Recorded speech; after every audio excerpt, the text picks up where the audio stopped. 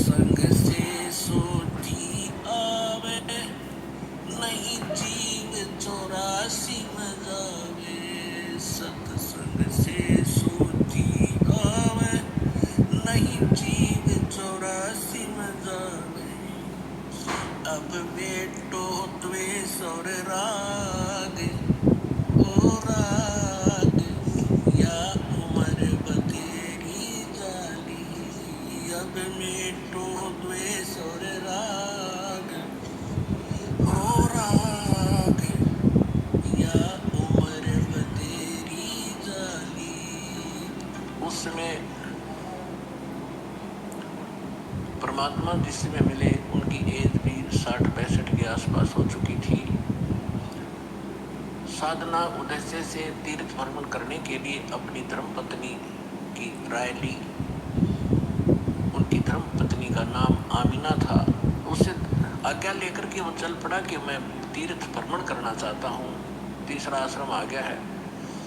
तो जैसे भी आज्ञा लेकर चल पड़ी। भ्रमण करते करते वो मथुरा के अंदर उस स्थान पर पहुंच गए जहां पर ये माना जाता था कि यहाँ पर हमारे बाल गोपाल श्री कृष्ण भगवान जब यहाँ रहा करते मथुरा में, इस सरोवर में स्नान किया करते थे। और फिर वहां जाकर के एक गिरिराज बोलते हैं उसको, जिसको भगवान श्री कृष्ण ने उठाया था जब इंद्र देवता स्वर्ग का राजा अपनी पूजा न करने से अक्षुब्ध होकर के व्रज को डुबोना चाहता था अधिक वर्षा करके। तो श्री कृष्ण जी ने उस पहाड़ को उठा के और पूरे ब्रज पर फैला दिया था। वर्षा खूब हुई थी और इंद्र थक गया था वर्षा कर करके, और वो कुछ बिगाड़ नहीं सका ब्रज का। तब उसने अक्षमा याचना की थी। तो उस स्थान पर भ्रमण करके, उस गिरिराज की परिक्रमा करके हम अपना मोक्ष मानते थे। उस सरोवर में स्नान करके हम मोक्ष मानते रहे। इसी उद्देश्य से धर्मदास साहिब जी भटक रहे थे, वहां पहुंच गए। सुबह सुबह उठे, उस सरोवर में स्नान किया जिसमें जल अधिक था नहीं, क्योंकि हम उसमें नहाना इसलिए उचित समझते रहे कि इससे मोक्ष होगा, चाहे गहरा भी क्यों ना हो, उसमें कीचड़ भी क्यों ना हो, हमें तो भगवान चाहिए। लेकिन परमात्मा कहते हैं कबीर इस संसार ने समझाऊं कै बार, और ये पूछ पकड़ कर भेंट की और उतरा था मैं पार। गरीबदास जी कहते हैं कि भेड़ पूछ को पंडित पकड़े, ये भादो नदी विहंगा, गरीबदास व भवजल डूबे, जिन नहीं साध सत्संगा। जिनको संत नहीं मिलते, सत्संग नहीं मिलता, तो वो भवजल के अंदर ऐसे डूब जाते हैं जैसे भादों के अंदर नदियां भादों महीने में बहुत जबरदस्त वर्षा होती थी और सभी दरिया बहकर चल पड़ती थी, फुल स्विम पर ओवरफ्लो होकर हो जाती थी। और उस समय कोई ये कहे दरिया पार करने के लिए भेड़ की पूंछ पकड़ तुझे पार कर देगी, नहीं, उसका ये साधन नहीं है पार होने का। पार होने के लिए नौका, लीक प्रूफ नौका हो और उसका चालक ट्रेंड हो, तब वो पार होंगे। ये साधन है प्रॉपर। और जो साधनाएं आप कर रहे हो, परमात्मा बताया करते थे कि ये तो भेड़ की पूंछ पकड़ा रखी तुम्हारे कोई नकली गुरु, तुम्हें डुबोएंगी, तुम भौजल में डूब जाओगे, ऐसे चक्कर में हुआ फंस जाओगे, 84 लाख योनियां भोगोगे, तुम्हें समझ में नहीं आएगी।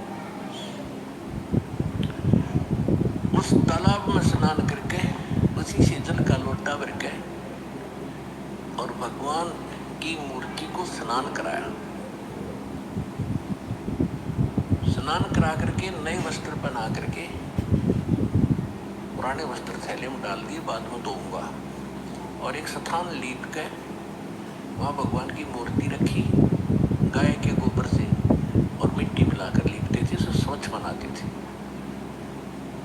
और उस पर सुंदर सरस कपड़ा बिछाकर उस पर बैठ के पहले भगवान की वो कर्मकांड किया, उनके कपड़े बदलवाए, स्नान कराया, मुकुट माला रख के कंठी माला पर आकर बैठ के फिर लगे गीता का पाठ करने। और उसी समय परमात्मा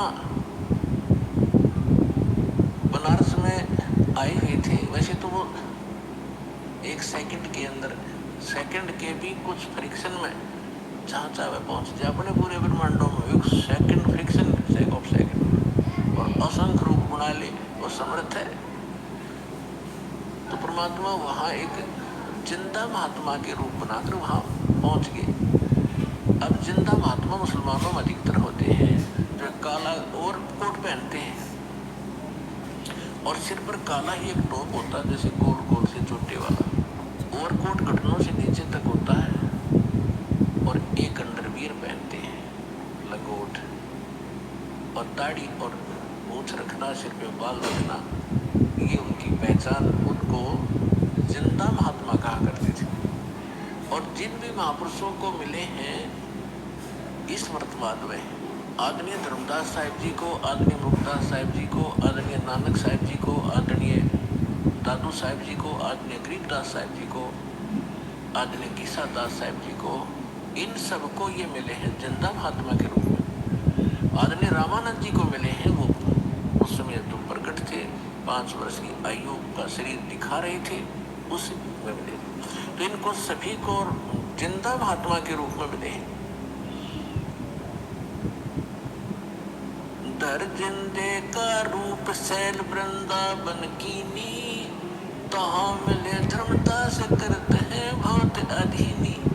भगत का एक गुण होता है कि बहुत प्यार से विनम्र भाव से बात करता, जहाँ भक्ति की चर्चा चलती तो परमेश्वर जाके थोड़ी दूरी पर बैठ के जिंदा महात्मा का रूप बनाकर 50 फुट की दूरी, क्योंकि वो हिंदू थे और परमात्मा की वेशभूषा उसमें उस धर्मदास की दृष्टि से एक मुसलमान की थी, इसलिए उनकी क्रियाओं को दूर से देख रहे थे। जब धर्मदास जी ने सब क्रियाएं की और फिर लगा गीता का पाठ करने, जब परमात्मा 10 फुट की दूरी पर बैठ गए रेत में अलग से, वो अपना आसन उसन लगा कर बैठा है, तिलक लगा रखा। वैष्णो साधु की जो पहचान होती है, गले में तुलसी की एक मणिये की माला, कंठी बोलते हैं, वो पहन रखी, और वैष्णो संत जैसी वेशभूषा बनाकर वो बैठा।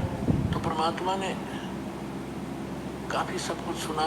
धर्मदास जी ने सोचा कि एक मुसलमान भक्त, एक साधु, साधु भी भक्त ही होते हैं क्योंकि वो भगवान के लिए भटक रहे होते हैं। जितने भी आज संत बने हैं ये पहले भगत थे, और फिर नटपट का ज्ञान सुन लिया तो उधर से फिर इन थोड़े से मैच्योर हो गए, इन थोड़ी बहुत बोलने की शैली सुधार ली, और ये संत बन गए, बाकी श्रोता हो गए। सारा का खिचड़ी ज्ञान है ही आपके स्पष्ट समक्ष है। तो परमात्मा सुनते रहे सुनते रहे। धर्मदास जी ने सोचा बड़ी ध्यान से सुन रहा भाई, आज तो ये हो सकता है इसके ज्ञान समझ में आ जाए, इसका कल्याण हो जाए। अब जैसे गीता अध्याय नंबर 4 के श्लोक नंबर 25 से लेकर 30 तक यही फैसला दिया है गीता ज्ञानदाता ने कि जो भी जैसी साधना करे अपनी आत्मा अपनी उस साधना को पापनाशक जानता है। पापनाशक मीन मोक्षदायक। पापनाश होंगे तो भी मोक्ष होगा। यदि उसको पता हो या ठीक नहीं है तो त्याग दे, कोई भी ना करे उस कार्य को। तो धर्मदास जी ये सोच बैठे थे कि हमारा जो धर्म है, हमारा जो धर्म है, धार्मिक क्रियाएं, ये सर्वश्रेष्ठ है, मुसलमानों से श्रेष्ठ है। इस दृष्टिकोण से उसने देखी रुचि।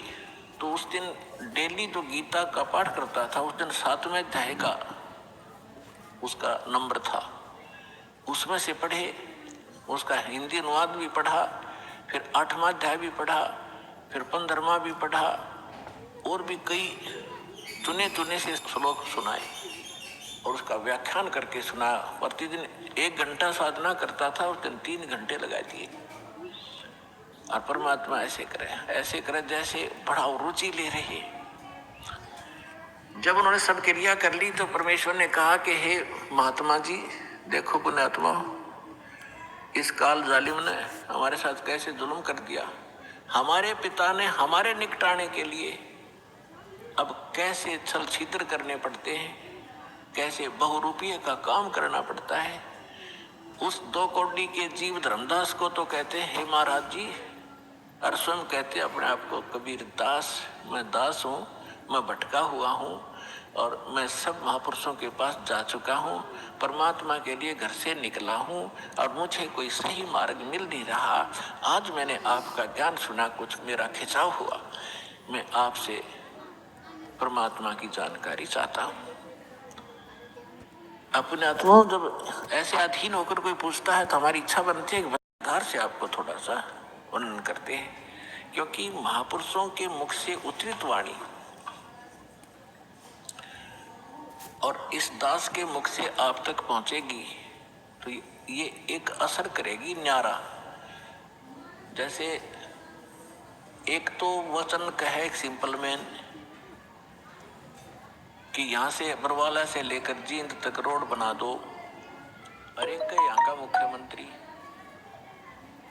जनसाधारण मेरे जैसा से सारा दिन कहें जाओ अधिकारियों ने जाकर कि ये वहां से वहां तक रोड बना दो, कभी नहीं बनेगा। और वो एक बार कहेगा, अगले दिन काम शुरू हो जाता है। इस प्रकार उसके वचन में शक्ति है। इसी प्रकार संत उस परम पिता का नुमाइंदा होता है, प्रतिनिधि होता है, उसके पास परमेश्वर की शक्ति होती है, उसके आदेश से वो काम शीघ्र होता है। दर्जन दे का रूप शैल वृंदावन कीनी, तहाँ मिले धर्मदास करते हैं बहुत अधीनी। गरीबदास जी अपनी अमृतमयी वाणी में भगवान से प्राप्त उस दिव्य योग से, दिव्य दृष्टि से देखा हुआ एज इट इज बोल रहे और लिखवा रहे। दास उसको सुना रहा है। बहुरंगी वरियाम कामनी कामी सोई, दर सतगुरु का रूप धनी उतरे हैं लोई। ये संसार, गरीबदास जी कह रहे हैं, जिंदा महात्मा का रूप धर के सैल वृंदावन वृंदावन की सैर सपट्टा करने के लिए चले, और तहाँ मिले धर्मदास जो करते हैं बहुत अधीनी, बहुत विनम्र आत्मा के थे। बहुरंगी वरियाम कामनी कामी सोई, बहुरंगी ना जाने किस रूप में कहाँ प्रकट हो जाता है। और दर सतगुरु का रूप धनी उतरे हैं लोई, सतगुरु का रूप बना के यानी तत्वदर्शी संत रूप में खुद धनी खुद मालिक